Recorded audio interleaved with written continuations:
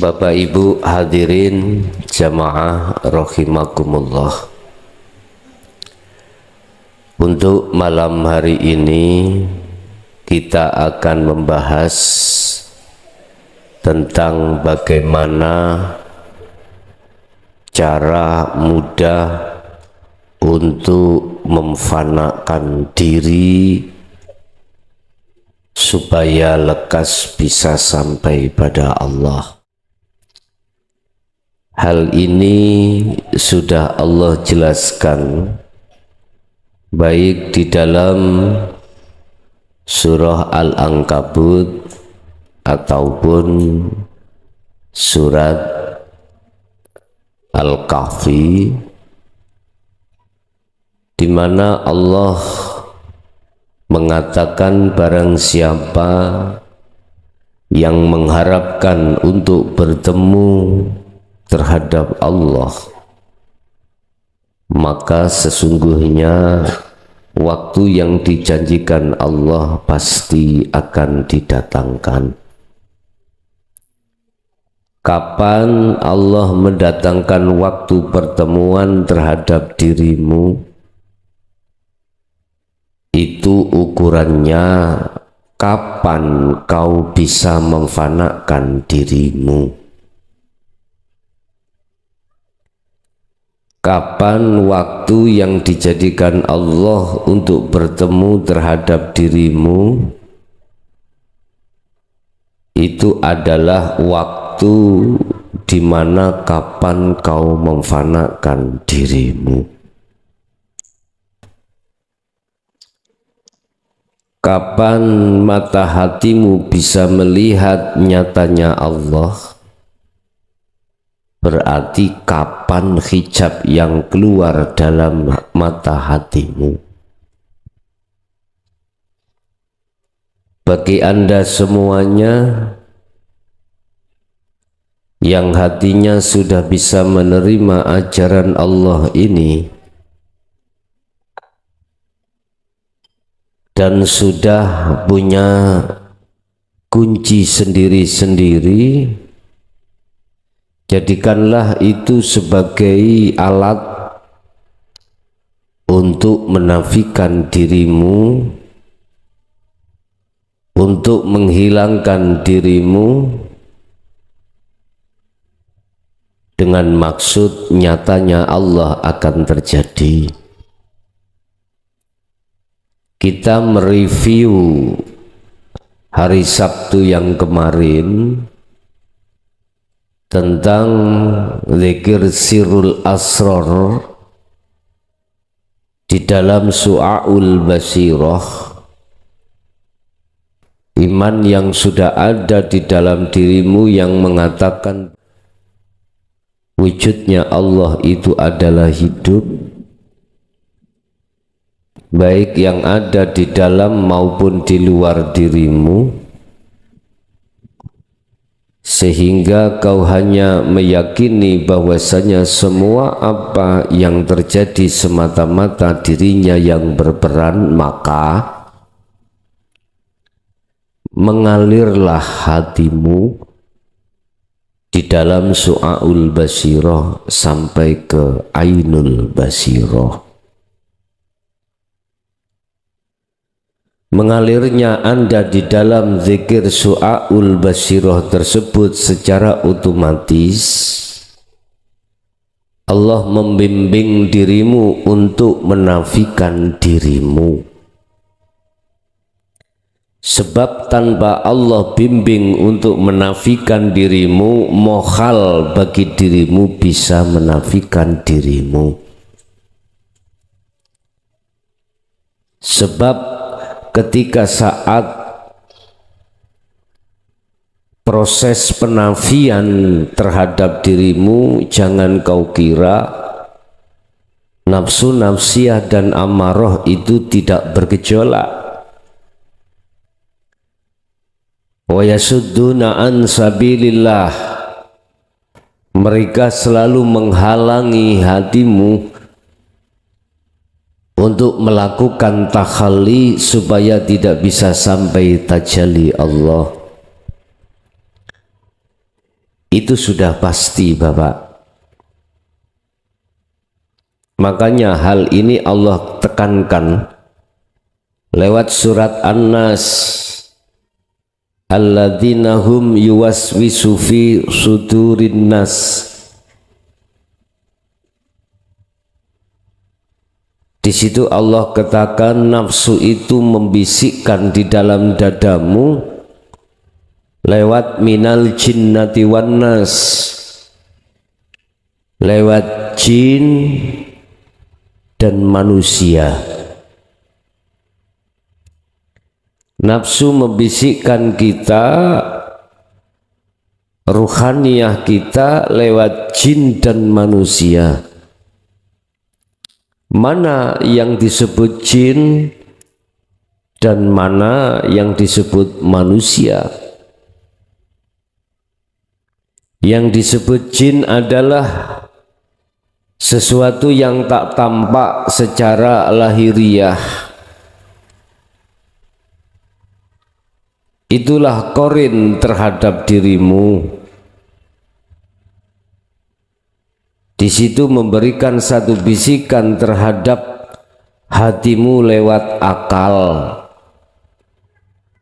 Lewat akal.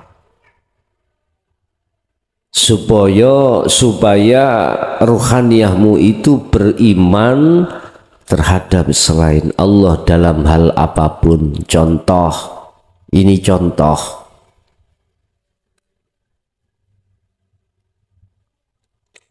Allah menetapkan pada malam hari ini di pondok sound systemnya ada kendala. Ada kendala. Di dalam dirimu ada satu bisikan balik nang awal mailo. Ada kendala bagaimana ruhaniyahmu itu tidak melihat Allahnya. Entah melihat mixernya, entah melihat aksesorisnya, entah melihat powernya, entah melihat speakernya, entah melihat voltasenya. Dalam hatimu ada sesuatu yang halus, itu jin, membisikkan hatimu supaya beriman, meyakini adanya ahwal sikon seperti ini dikarenakan gara-gara salah satu di antara makhluk tadi. Iki jin. Jadi hatimu spontanitas menuduh perubahan iklim, perubahan kondisi itu karena makhluk. Memang kuakui secara syariah sifat basariah memang makhluk seakan-akan. Kalau nggak percaya miki patenono lah kayak sok muni mixing tak gawa niki ya. Jadi kecumi sing ono kono ngomong apa bicara apa itu kecumi. Subhanallah. Sekarang minan nas, nafsu membisikkan hati kita minan nas, dari unsur manusia. Jari ini sing ngerti sound system, tak kandhani ya. Potensomu lu yang ganti.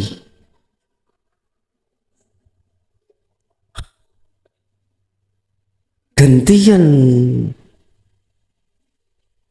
Jadi di situ ada kabel yang kurang cekek. Misalkan dilihat dari segi syariat, kacamata syariah, basyariah, memang Pak Minanas, dari manusia.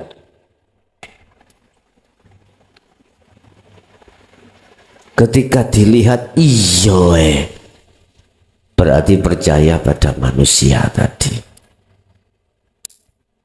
Padahal jikalau sungguh Anda mau mata hatimu iman ini kau kembangkan,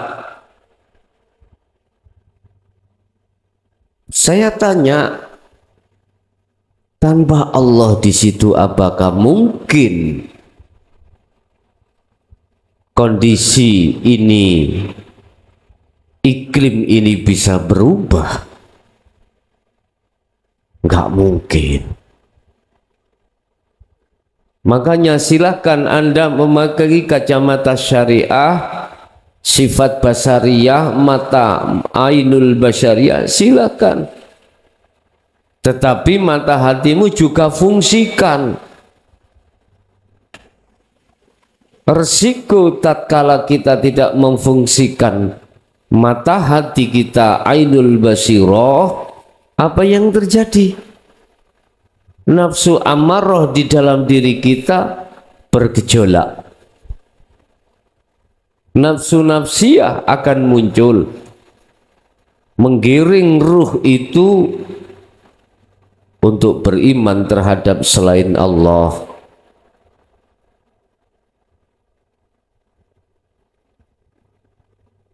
Pergantian cuaca, pergantian iklim, pergantian kondisi sikon, yang tadinya tidak hujan sekarang hujan.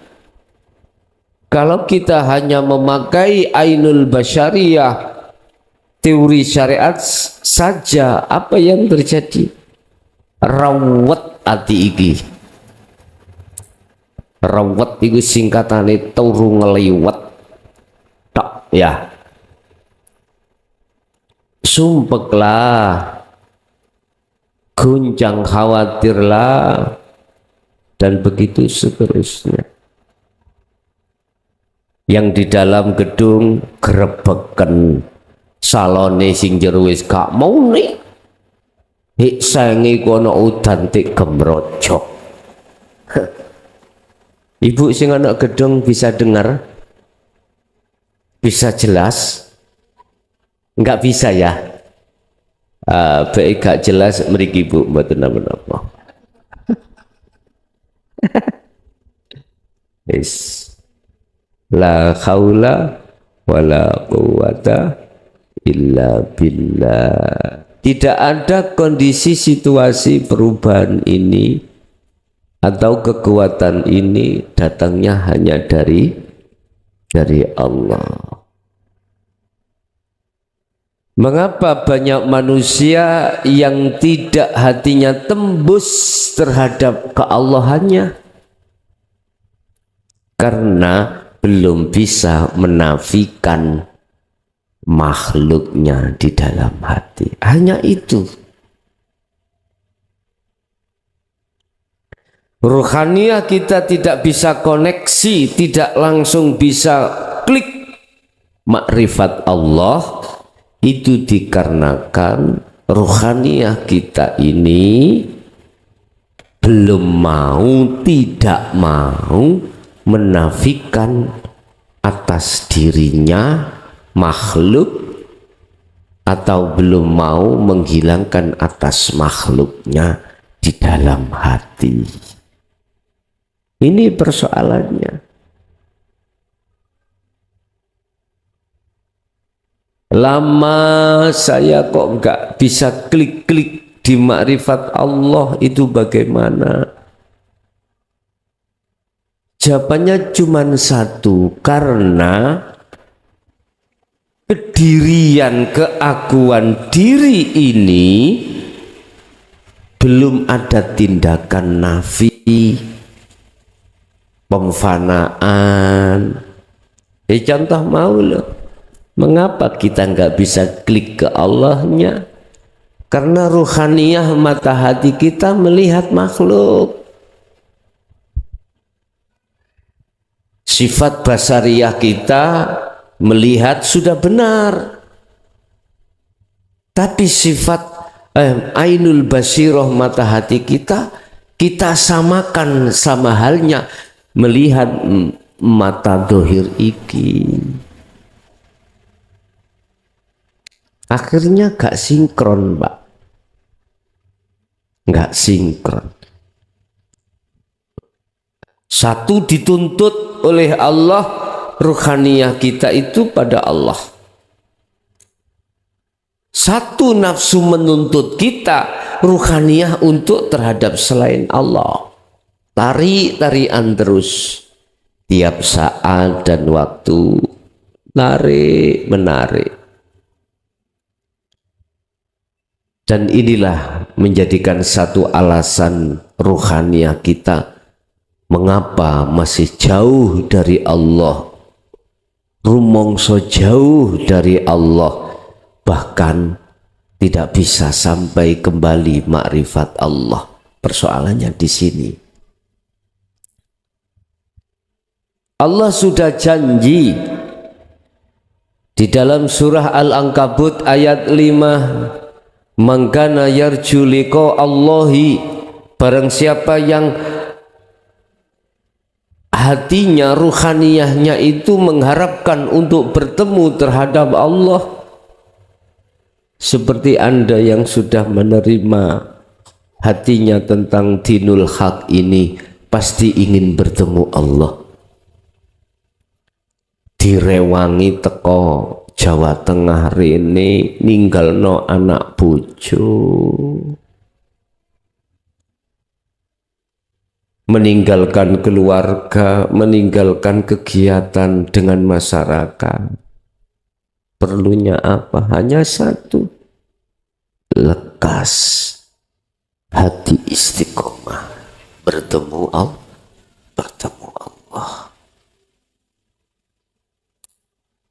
Keinginan yang seperti ini, Bapak Ibu, keinginan yang mengharap bertemu Allah, itu bahasa umumnya langka orang itu.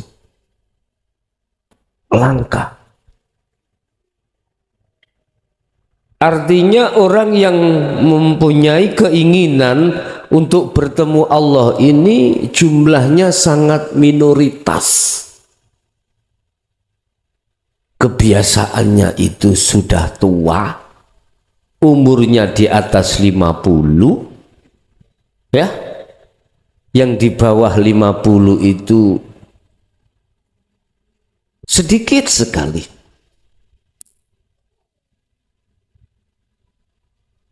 Bahkan masih banyak juga di antara manusia itu umurnya di atas 60 itu masih sibuk, hatinya condong terhadap kesenangan dunia. Tidak sedikit juga, enggak sedikit. Karena Allah sudah mengatakan dalam Al-Quran, wa aksaruhum la yu'minun.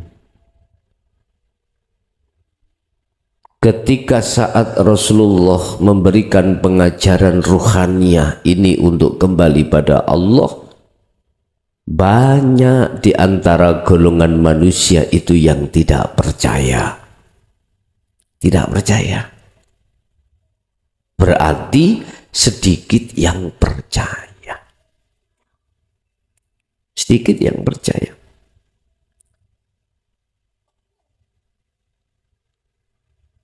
Fa inna ajalallah la'at. Barang siapa yang mengharapkan ingin bertemu Allah, ini kabar baik terhadap kita. Yang beriman, ini kabar yang menggembirakan. Fa inna ajalallah la'at.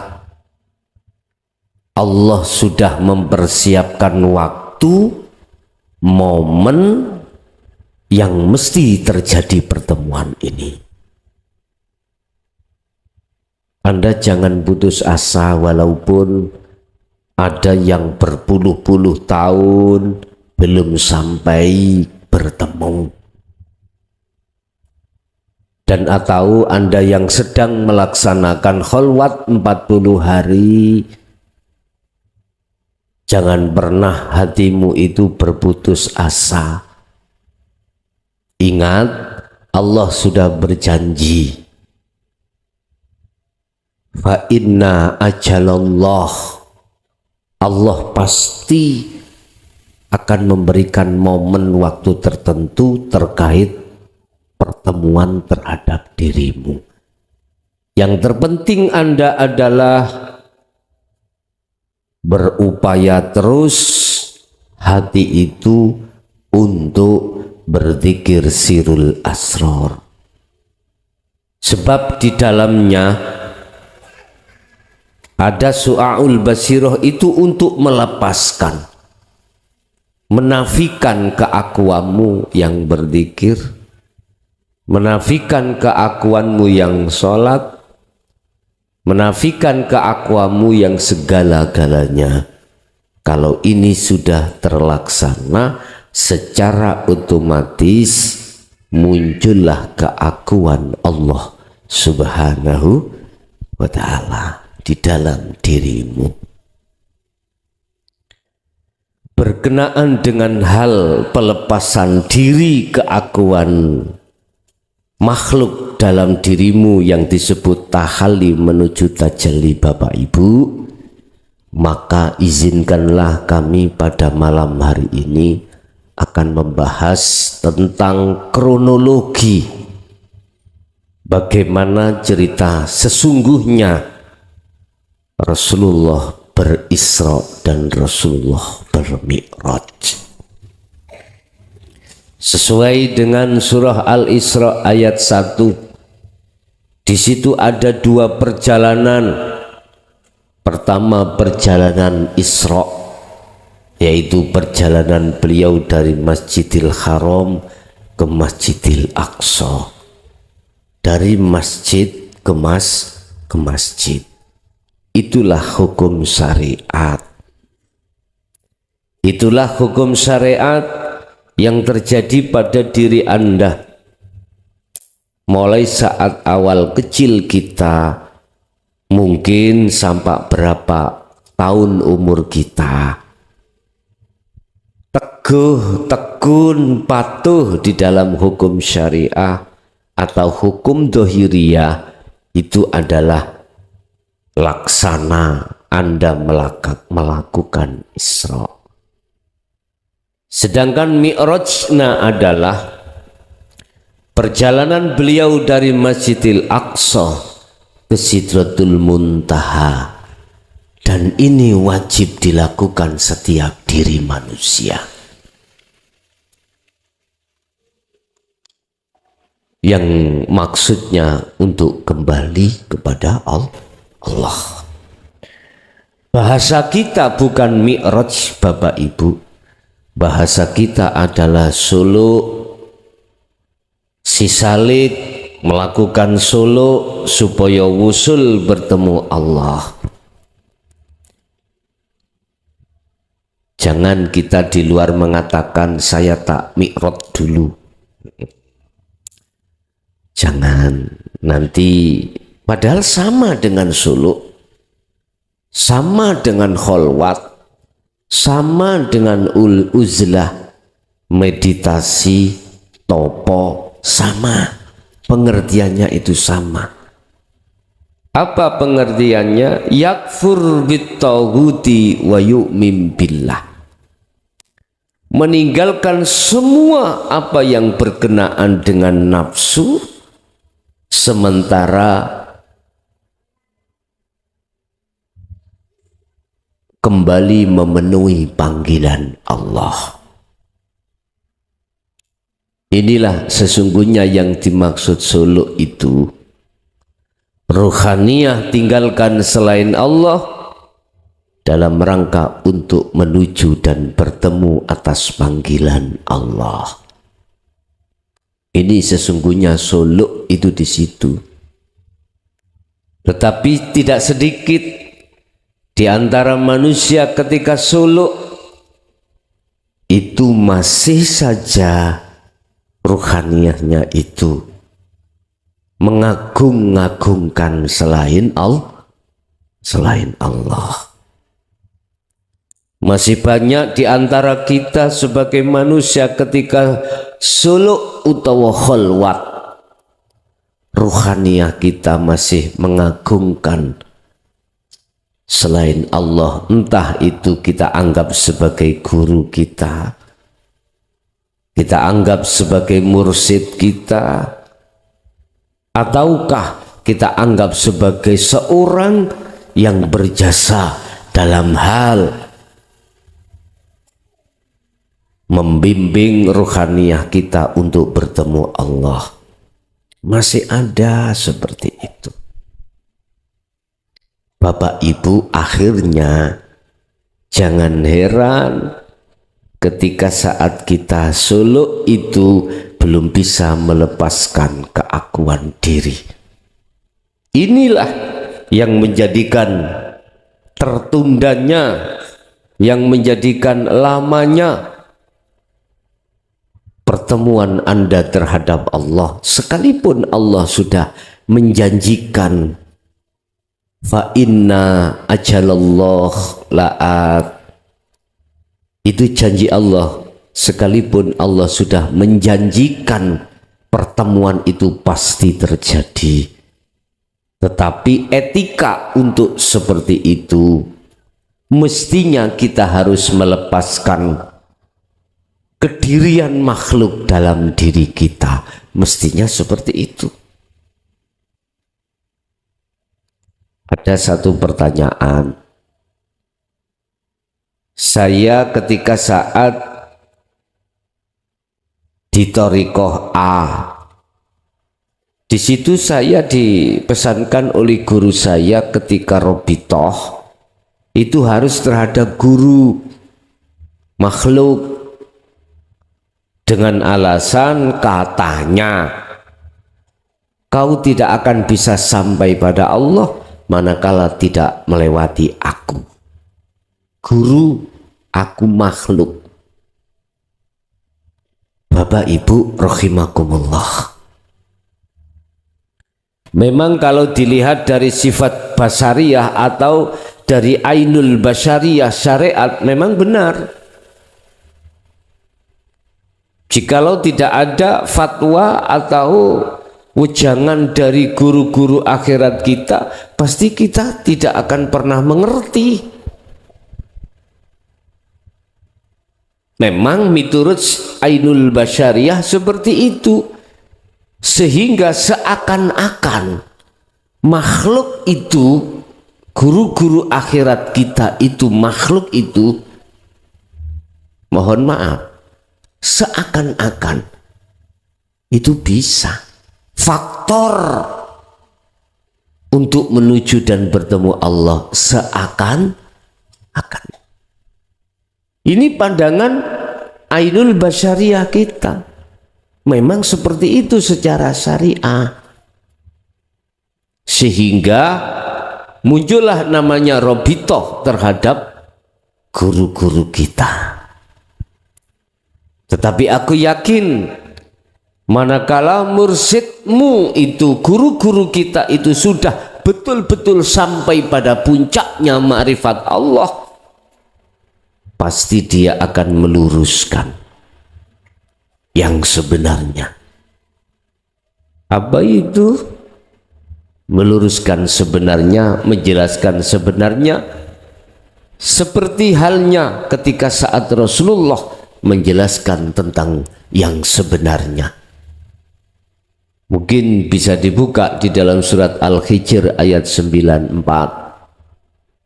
Bagaimana Rasulullah ketika menyampaikan yang sebenarnya, walaupun dianggap tabu di tengah masyarakat. Apa itu? Ainul basirah. Lihatlah dengan mata hatimu yang disebut iman, apakah benar selain Allah itu bisa menolongmu? Tidak benar, Bapak Ibu. Apakah benar selain Allah itu bisa memberikan petunjuk terhadap dirimu,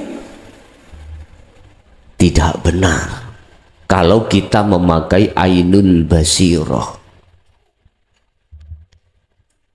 Lesan saya tidak akan pernah bisa bergetar, tidak akan pernah bisa bunyi muncul sifat kalam tatkala di situ Allahnya tidak ada.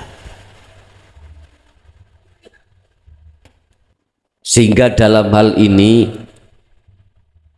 manusia ada dua kelompok. Kelompok pertama memakai mata zahir melihatnya, kelompok kedua mata batin untuk melihatnya. Kelompok kedua inilah Bapak Ibu yang dimaksud Rasulullah sebagai aulia illah, para kekasih Allah. Dengan mata hatinya dia melihat, dengan imannya dia melihat bahwasanya semua itu yang berperan hanyalah hidup, itulah Allah Subhanahu wa ta'ala. Kuatkan imanmu yang sudah di su'aul basirah untuk kesampai ainul basirah, sebab kalau sudah terbuka pintu ainul basirah, secara otomatis hakul basirah dan fana'u dzikri akan terjadi dalam dirimu. Cukup Anda itu berdiam diri dan hatimu beriman, mengimani hidup itu yang segala-galanya. Ini cara mudah untuk menafikan keakuan dirimu atau keakuan makhluk dalam dirimu. Bapak Ibu, Mi'raj adalah perjalanan Rasulullah dari Masjidil Aqsa ke Sidratul Muntaha. Itulah proses awal pertama Anda melakukan zikir sirul asrar. Saya ulangi, mi'rajmu adalah itulah pertama mulai Anda hatimu mengamalkan, mempraktekkan zikir sirul asrar pertama di su'aul basirah ini. Dialah hidup yang memperjalankan hambanya di tengah malam. Subhana maha suci sopo alladzi, hidup nama Allah tidak ada di situ. Ini khusus Mi'raj, nama Allah sudah tidak ada. Di dalam surah Al-Isra itu ditulis alladzi, kita artikan sebagai zat. Kita terjemahkan Indonesia adalah hidup. Kita ketahui hidup di dalam surah Al-Hadid ayat 3, ternyata hidup itu baik di luar maupun di dalam, di depan, di belakang, di kiri, kanan, atas, bawah, awal dan akhir. Dialah hidup yang maha suci, yang memperjalankan ruhaniyahmu ketika saat berkholwat meninggalkan kesenangan dunia, setelah itu bertemu terhadap Allah. Oleh karenanya sangatlah tidak elok kalau dirimu mengaku-ngaku kalau dirimu itu bisa berjalan sendiri. Gak elok. Tatkala di dalam hati kita masih ada rasa iman kalau diri kita yang berzikir, diri kita yang merasakan, diri kita yang iman, maka itu tanda berarti keakuan kita makhluk itu belum terlepaskan dari diri kita. Terus bagaimana langkahnya kita ketika suluk, ketika kita khalwat uzlah? Oke lah Pak, saya tidak melarang, saya tidak benci.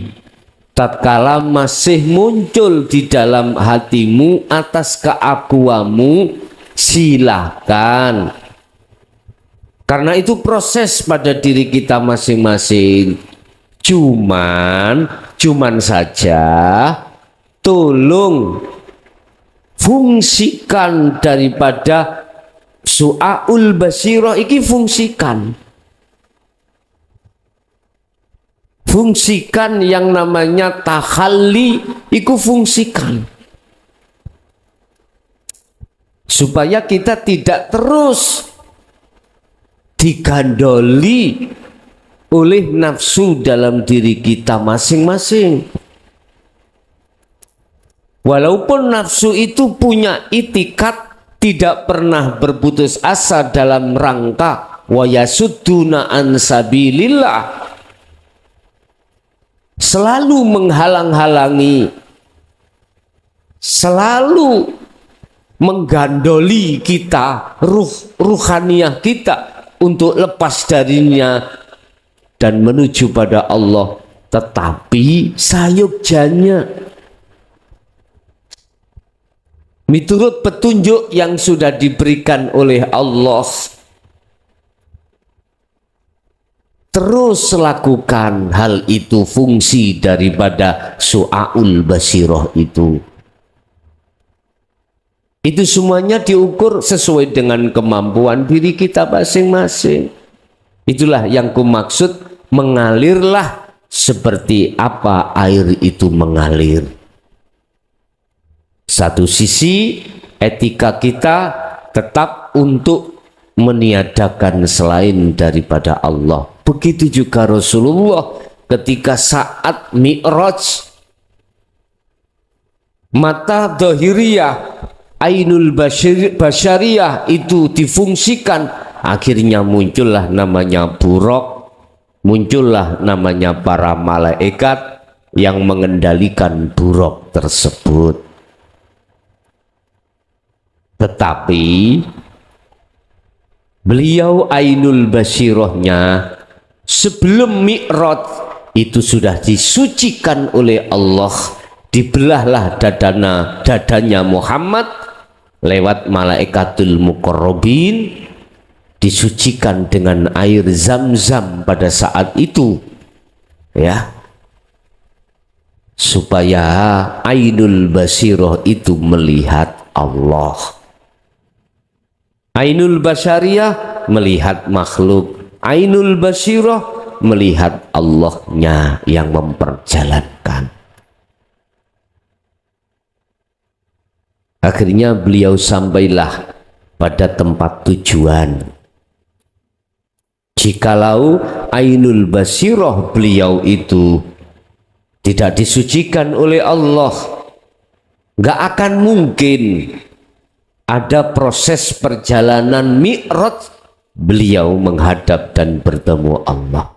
Sama halnya dengan kita Bapak Ibu, tatkala ainul basirah jenengan ini tidak dibukakan oleh Allah, maka nggak mungkin kita akan diperjalankan Allah melakukan suluk, melakukan khalwat dengan kunci sirul asr, nggak mungkin.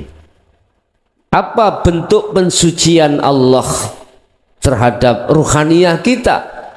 Pertama, dioperasilah ruhaniyahmu dengan ajaran dinul haq ini. Inilah yang dimaksud air Zam-Zam. Air Zam-Zam itulah ma'ul hayah, air kehidupan. Itulah ilmu yang khusus membahas tentang bagaimana ruhaniyah ini bisa meninggalkan selain Allah, selanjutnya untuk mengesahkan Allah. Bapak Ibu hadirin jamaah rahimakumullah. Setelah ilmu itu kita dapatkan dari Allah langsung, selanjutnya pasti Allah memerintahkan kita untuk melakukan mi'raj, untuk melakukan khalwat. Secara otomatis Ainul Basirah sampean kalikulo ini terus dibimbing Allah untuk senantiasa hanya melihat, memandang, dan bersaksi terhadap hidupnya saja. Bapak Ibu, tidak akan pernah berhenti Allah terhadap hambanya yang sudah dikasih ma'ul hayah untuk memberikan peringatan, untuk memberikan kabar, untuk selalu menuturi kita, memberikan nasihat terhadap rohaniyah kita, supaya senantiasa melihat hidupnya, bukan melihat makhluknya.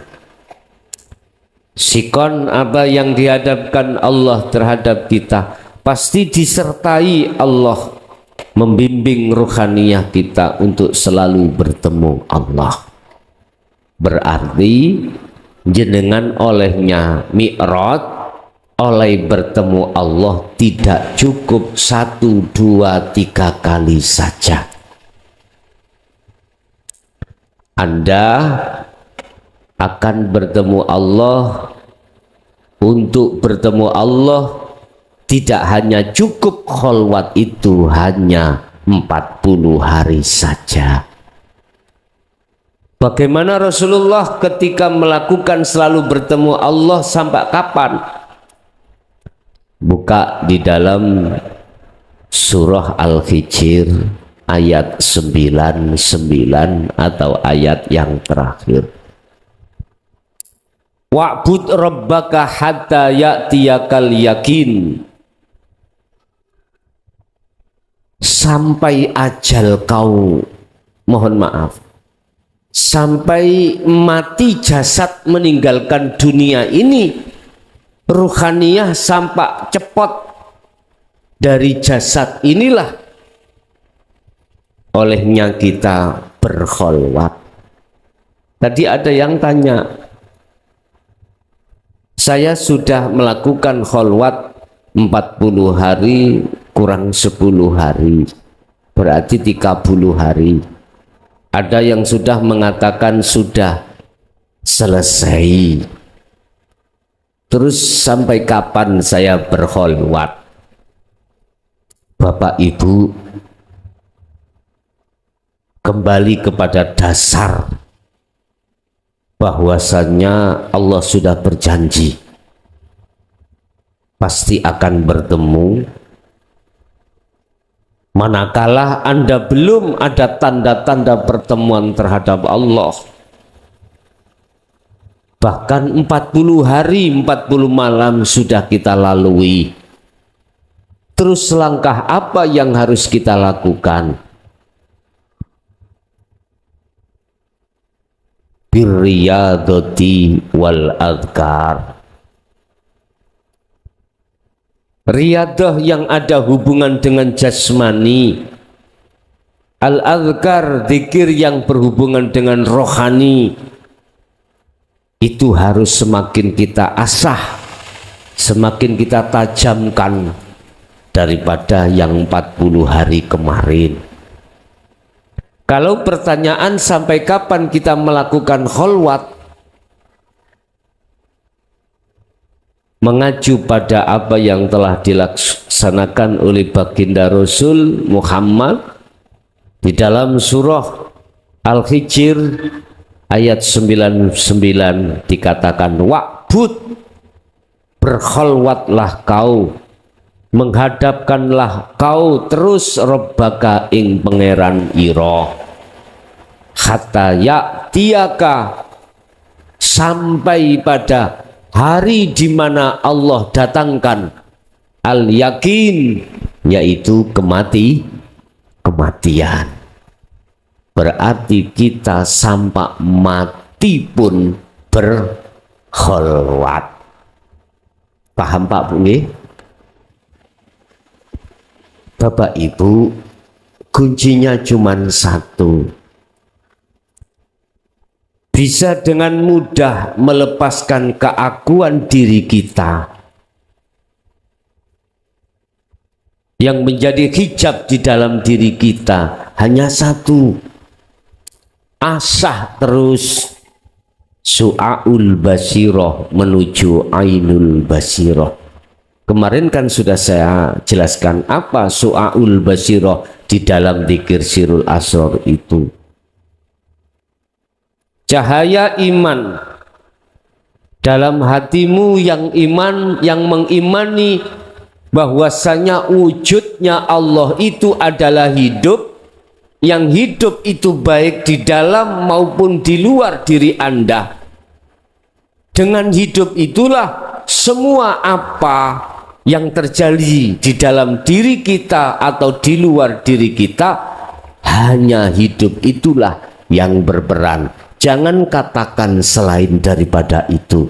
Hal ini bisa Anda laksanakan kalau ainul basirah, mata hatimu yang disebut iman itu kau asah, kau lakukan.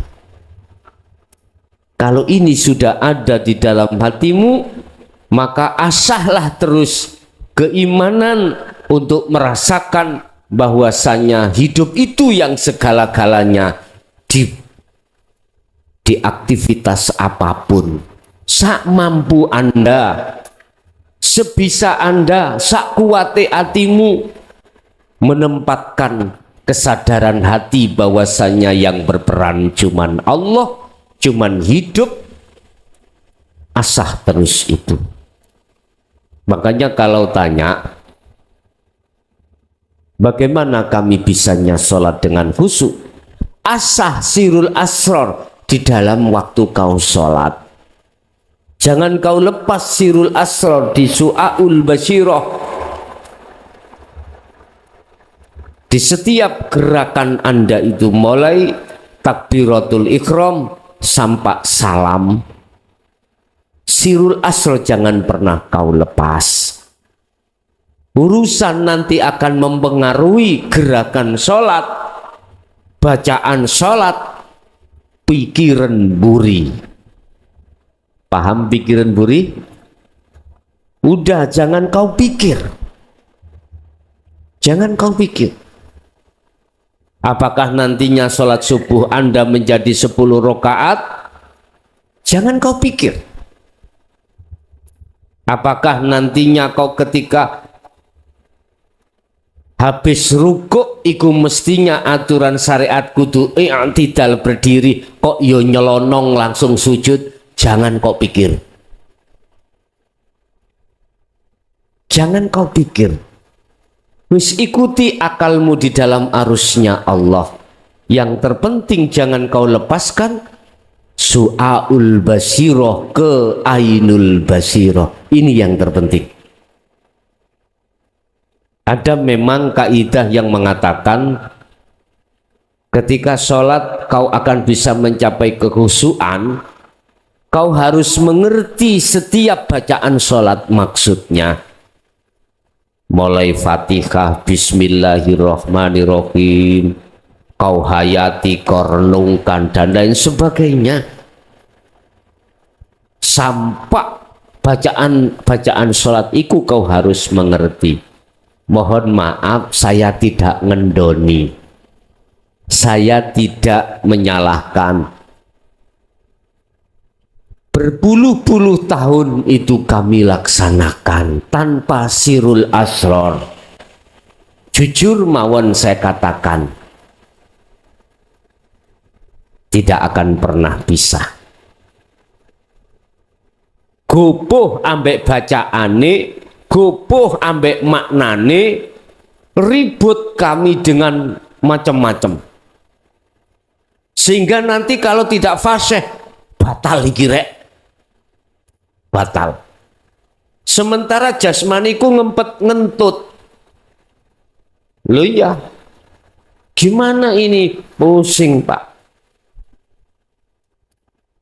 Memang kalau kita menghayati makna itu, lama Pak kita melakukan sholat, tapi tidak pernah menikmati ruhaniyah ini yang katanya khusyuk. Nggak bisa, nggak bisa. Hal itu akan terjadi kekhusyuan manakala ruhaniyahmu juga sholat. Gak ruhaniyahmu sibuk mengerti artinya bacaan enggak. Makanya mengapa di dalam surah Al-Baqarah ayat 238 itu Allah katakan tidak hanya wassolawat, tapi wassolatil wusta. Niki lho Pak. Tidak hanya sholat 5 waktu jasmani, tetapi wassolatil wusta, sholat rohani. Ini Pak. Kalau ini tidak didatangkan wassolatil wusta, nggak mungkin qanitin ay khasyi'in, khusyuk itu nggak mungkin datang. Sehingga ruhaniyah saya selalu terkhitopi alladzina hum an sholatihim sahun, lalai terus nang Allah. Artinya dalam hatiku tetap aku mengakui kalau aku yang sholat, aku yang bisa baca, aku yang bisa. Nah, aku ini loh Pak, yang menjadikan ruhaniyah kita itu tidak bisa khusyuk pada Allah, tidak bisa bertemu Allah. Nggak mau. Allah itu kau temui manakala ruhaniyah itu masih membawa telek, masih membawa perkara selain Allah. Nggak gelem Pak. Hidup tidak akan pernah bisa dan mau kita temui manakala di dalam diri kita ruhani ini masih ada perkara selain Allah. Makanya ajaran sholat daim, ajaran sholat wusta itu mempelajarkan supaya untuk melepaskan keakuan hamba. Lepasen. Dengan beginilah Pak, kita bisa sampai pada yang dimaksud, bertemu pada Allah. Entah kapan ini momennya, pagi, siang, sore, malam, udah urusan Allah. Itu tiap hari Pak, tiap hari. Entah ketika Anda bekerja, bertemunya hanya berapa detik, berapa menit, entah Anda dikala waktu sendiri, entah dikala momen Anda itu bagaimana. Yang jelas tandanya itu adalah dalam dirimu sudah tertanam bahwasanya keimanan hanya hidup itu yang segala-galanya. Itu berarti tanda Anda sudah momen bertemu Allah. Terus bagaimana ketika sejarah Rasulullah, ketika sebelum bertemu Allah, bertemu siapa saja?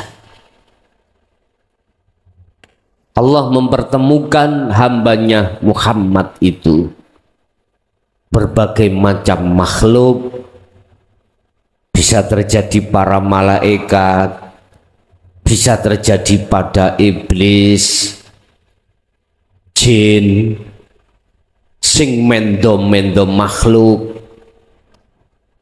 bisa terjadi bertemu makhluk surga dan neraka, bisa bertemu makhluk para kekasih Allah yang kesemuanya itu hanyalah skenario Allah terhadap diri Muhammad untuk supaya tidak berhenti di situ. Sebab itulah alam kasyaf, Pak, ya, alam mukasyafah, alam di mana ruhaniyah sampean iku ditemukan Allah terhadap makhluk ghaibiyah, iku alam kasyaf. Entah urusannya dengan siapapun terserah, yang jelas seperti itu. Tapi ketahuilah bahwasanya itu adalah bonus Allah terhadap Anda, bukan tujuan asal, bukan makhlus syahid, bukan tujuan inti. Tujuan inti adalah liqa, bertemu Allah, bukan bertemu selain Allah. Oleh sebab itu, manakala Anda ketika sudah berkholwat bertemu kanjeng Nabi, bertemu para rasul, bertemu para nabi malaikat, tolong jangan bangga dulu. Perjalananmu masih jauh, perjalananmu belum sampai. Kadang-kadang kita ditemui oleh seseorang yang gawanteng jubahan putih, ya, ambune wangi, salaman ambek jenengan, jenengan nggak tahu kalau iku iblis, nggak tahu. Kita akan terjebak dalam hal ini. Dia ngaku-ngaku si Mbah Sopolah, Mbah Bolong, Mbah Buntu, Mbah Sopolah. Bisa jadi iblis itu menyerupai terhadap hal-hal makhluk secara itu. Terus bagaimana caranya kami supaya tidak terjebak di dalam situ? Kembali lagi pada sistem fungsi daripada su'aul basirah, sirul asrar. Lihatlah Allahnya, lihatlah hidupnya. Aku yakin tatkala hatimu sudah berfungsi ainul basirahnya lewat su'aul basirah ke ainul basirah, lenyaplah dia, langsung tidak ada. Kadang-kadang berupa alam, hamparan luas, sama, langsung saja. Asah su'aul basirahmu, asah, fungsikan imanmu itu hanya melihat Allah. Ketika saat itu sudah ainul basirah, maka lenyaplah alam tersebut. Yang terjadi adalah la ibsorun wa mubsorun wa basorun. Anda tadi yang disebut ruh menghadap sudah tiada, Allah yang kau hadap sudah tiada, mata untuk melihat itu sudah tiada. Yang ada hanyalah aku. Fa'budni aqimis sholah li dzikri. Sembahlah aku, jangan kau sembah namaku Allah, jangan kau sembah sifatku hidup atau sifatku zat, tapi sembahlah aku. Artinya akan bergelora di dalam hatimu, aku Allah, bukan aku makhluk tadi, bukan. Kalau bahasa saya syariatkan, yang bicara aku Allah itu adalah hidup dalam diri kau. Itu kalau boleh saya syariatkan seperti itu. Ingat di dalam surah Al-Anbiya ayat 29 Allah katakan, barang siapa yang berani mengatakan inni anallah, maka Allah siapkan neraka jahanam. Artinya ruhaniyah itu yang bicara, bukan hidup itu yang bicara. Muncul aku Allah itu dari unsur taholli, dari unsur manusiawiyah. Tetapi kalau munculnya aku Allah dari tajalli dalam dirimu, maka tidak apa-apa, dan itu yang benar. Itu yang benar. Tinggal pertanyaannya ketika mengatakan aku Allah, itu dirimu ini taholli apa tajalli. Bapak Ibu hadirin jamaah rahimakumullah, setelah Rasulullah sampai pada tujuan, mengapa di situ yang dibawa itu adalah sholat, bukan zakat, bukan puasa, bukan haji, bukan mangkupurel, tetapi kok ya sholat? Apa arti daripada sholat? Bapak Ibu, sebelum kami masuk pada pengertian secara istilah dan secara lugat, ada beberapa kajian sejarah. Semestinya bukan 5 waktu tapi 50 waktu. Yang dijawab oleh saudara saya di ilmu sejati, itulah sholat daim 24 jam. Ini Pak, Bapak Ibu hadirin jamaah rahimakumullah, pertimbangan hukum syariat. Mengapa 50 menjadi 5? Manakala betul-betul menjadi 50 waktu, maka umatmu Muhammad tidak akan mampu. Tidak sempat kerja, tidak sempat macam-macam. Begitu habis sholat, dong lagi adzan lagi. Adzan lagi, adzan lagi, adzan. Akhirnya jadilah 5 waktu. Itu pandangan syariat, yang dimaksud adalah sholat jungkar-jungkir gitu toh Pak. Yang dimaksud secara syariat adalah berdiri, rukuk, sujud, duduk, diawali salam, diawali takbir, diakhiri salam. Itu jasmani. Tapi bagaimana ruhani?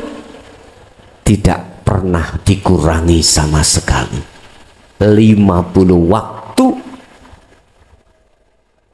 pas 24 jam. Artinya kita secara fisik, kita itu Allah menghadapkan kita itu berbagai macam aktivitas jasmani Pak. Di samping aktivitas jasmani sholat 5 waktu, di luar itu pasti ada. Kita makan, kita minum, kita kerja, kita apapun. Di dalam Al-Quranul Karim diringkes kabeh iku terjadi menjadi 50 aktivitas. Gunakan semua itu menjadi sesembahamu hanya pada Allah. Ini hanya bisa dilakukan bagi mereka yang sudah mengenal wassalatil wusta, sholatnya ruhaniyah. Makanya dulu kami sampaikan, orang yang sudah mengerti sholat ruhaniyah, beliau itu tidak hanya sholatnya di dalam sholat 5 waktu saja, tetapi juga di dalam seluruh aktivitas sholat 5 waktu. Ibu nang pawon goreng ndok, habis goreng ndok nyambel, piro wis jumlahi, mari nyambel kepedesen. Udah, kalau dihitung total jenderal jangkep 50 waktu. Kadang-kadang yang kita sholat 5 waktu saja belum wassolatil wusta, 5 waktu saja sawubungin nawaman. Apa? Menuduh orang jelek, koyok-koyok apik dewe. Padahal belum tentu kita itu baik di mata Allah, belum tentu. Kita sudah baik di mata manusia dengan selalu menjalankan sholat 5 waktu. Tetapi tidak kita koreksi ruhaniyah kita bagaimana. Oleh sebab itu jangan suudzon dulu terhadap orang lain yang kelihatan orang lain itu jasmaniyahnya belum sholat. Jangan. Kita tidak tahu kalau beliau itu ruhaniyahnya selalu sholat. Kita nggak tahu. Makanya Syekh Ibnu Athaillah memberikan solusi, jangan sering-sering terjebak kita ngoreksi orang lain sebelum kita mengoreksi diri sendiri. Sibukkanlah kita untuk mengoreksi diri sendiri. Sudahkah ruhaniyah ini betul-betul menghadap terhadap Allah, ataukah malah sebaliknya? Bapak Ibu, berarti sholat secara ruhaniyah itu tidak diawali dengan takbir, tidak dipungkasi dengan salam. Apa? Ani'budullaha waztanibut taghut. Inilah sholatnya ruhaniyah.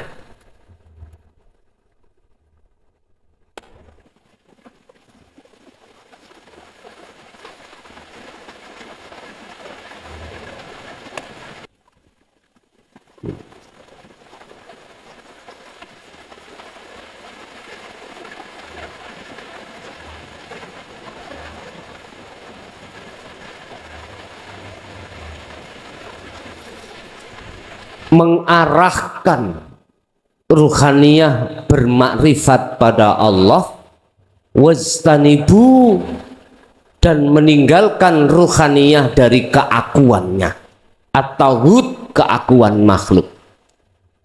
Ini sholatnya ruhaniyah.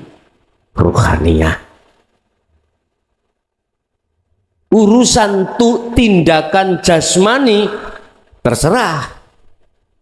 Contoh iki. Rohani jasmani tindakane buka tutupi gelas, dideleh, diletakkan, diangkat gelase, disawang kopine, dirasakno kopine.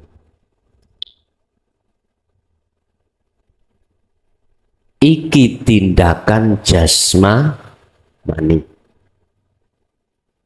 Pertanyaannya, ruhaniyah tadi yang dimaksud sholatnya bagaimana? Ani'budullaha. Pertama ini, arahkan ruhaniyahmu terhadap hidup di situ.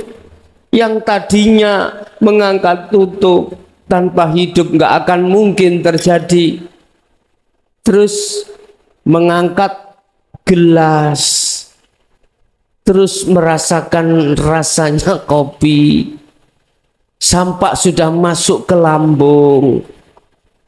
Ruhaniyah itu tidak mengakhiri, juga tidak mengawali. Dia juga di awal, juga di akhir. Waztanibut taghut, menolak nafsu yang mengaku selain hidup itu yang segala-galanya, ditolak. Tentunya ini bisa akan terjadi di dalam ruhaniyah Anda karena awalnya Anda sudah memegang sirul asrar. Udah ini. Berarti ruhaniyah jenengan wau sholat sudah. Udah lagi apapun bentuk aktivitasnya. Sehingga saya katakan sholatnya ruhaniyah itu tidak hanya di dalam ketika jasmani melakukan sholat secara syariat saja. Tetapi aktivitas yang berlaku pada jasmani, ruhaniyah itu juga melakukan sholat. Paham nggih?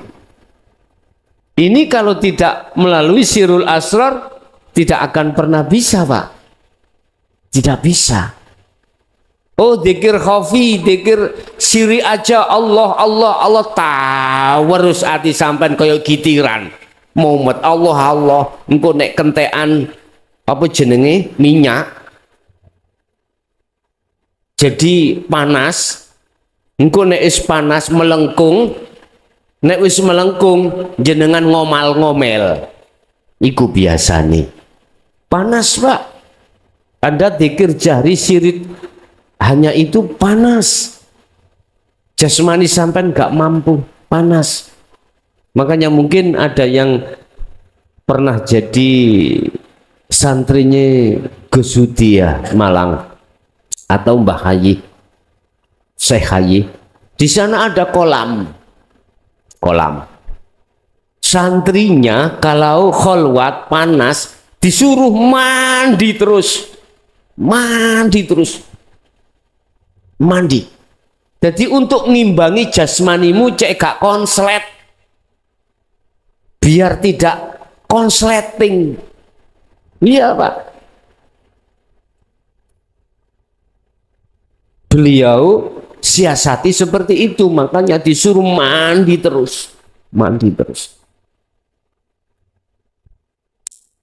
Atau ada kolam, jadi nyemplung kolam sampean.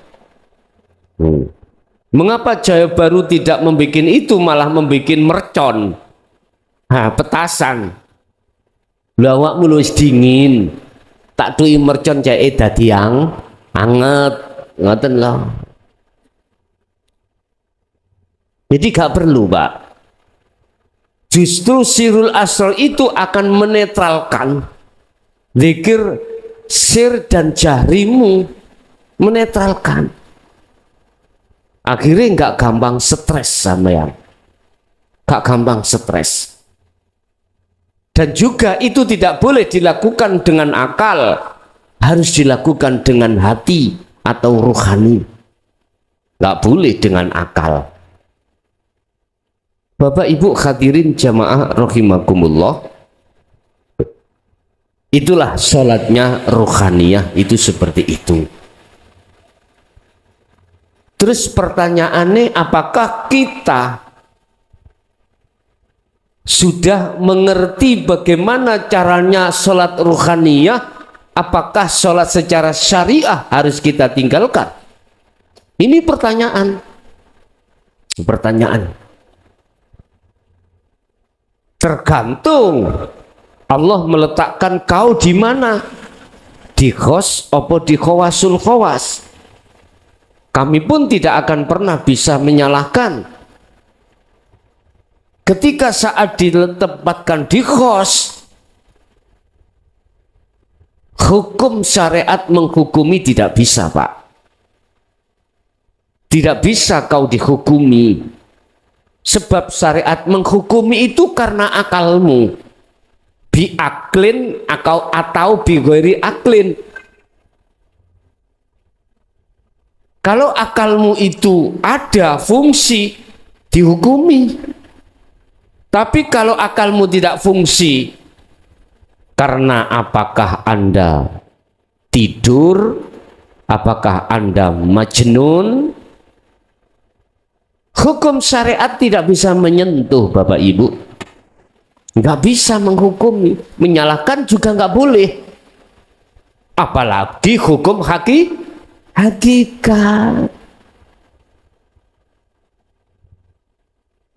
Bapak Ibu hadirin, seseorang yang sampai pada mahligai Allah itu terserah Allah menariknya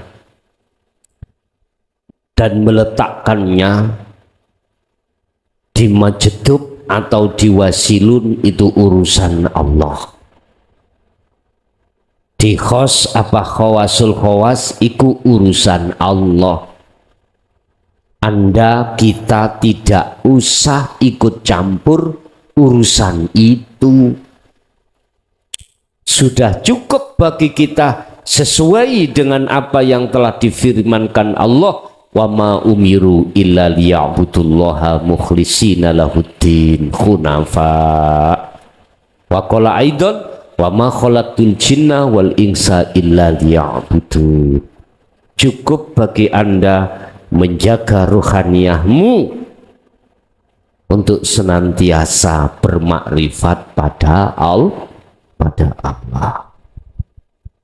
Bapak Ibu, mengapa Rasulullah yang dibawa oleh setelah bertemu Allah itu sholat? Itulah maksudnya penyembahan.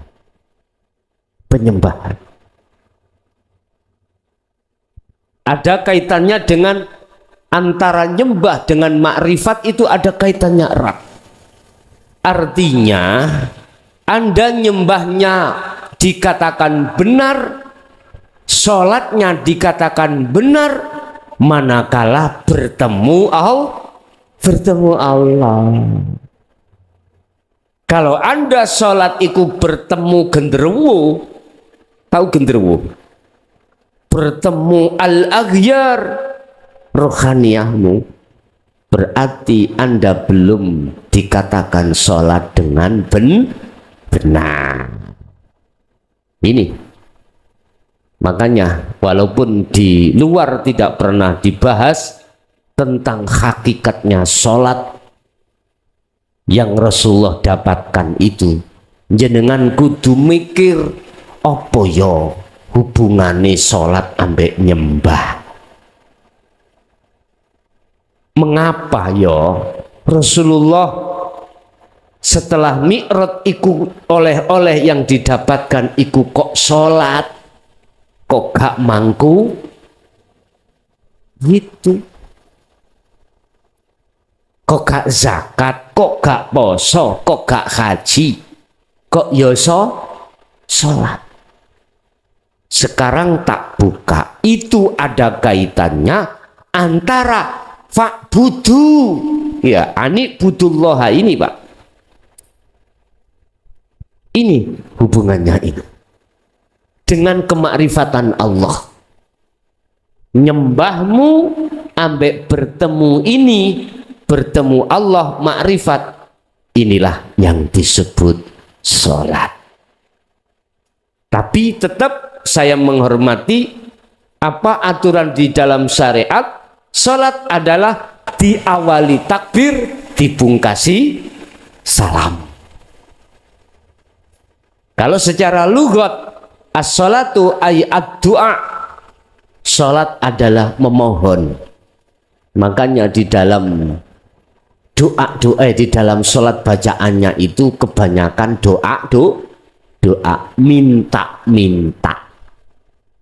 Doa itu kan minta toh Pak, minta. Lebih baik mana tangan di atas dengan tangan di bawah? Halo, mesti lebih baik tangan di atas. Berarti kita adalah peminta, minta. Lah gitu tuh ya. Terus mintamu itu jangan sampai mempunyai arti kalau Allah tidak diminta nggak dikasih. Jangan gitu. Gini aja kalau tidak minta nggak dikasih Allah. Sebab kalau Anda punya pengertian tersebut, secara nggak langsung menuduh Allah itu adalah meleki. Apa meleki? Bahasa Indonesianya pelit. Berarti Allah itu pelit. Bapak Ibu, tidak ada hubungan Allah memberi dengan penjaluanmu, itu gak ada hubungannya sama sekali. Allah memberikan sesuatu terhadap kita, bagi Allah gak ada hubungannya dengan minta kita, gak ada hubungannya sama sekali. Jikalau sesuatu yang sudah ditetapkan oleh Allah akan diberikan, kok yo kita minta, berarti tetanda ruhaniah kita buta. Sudah ditetapkan Allah perkara itu terhadap kita, mengapa harus kita minta? Kalau kita minta, bahkan terus kita minta, menandakan ruhaniah kita adalah buta.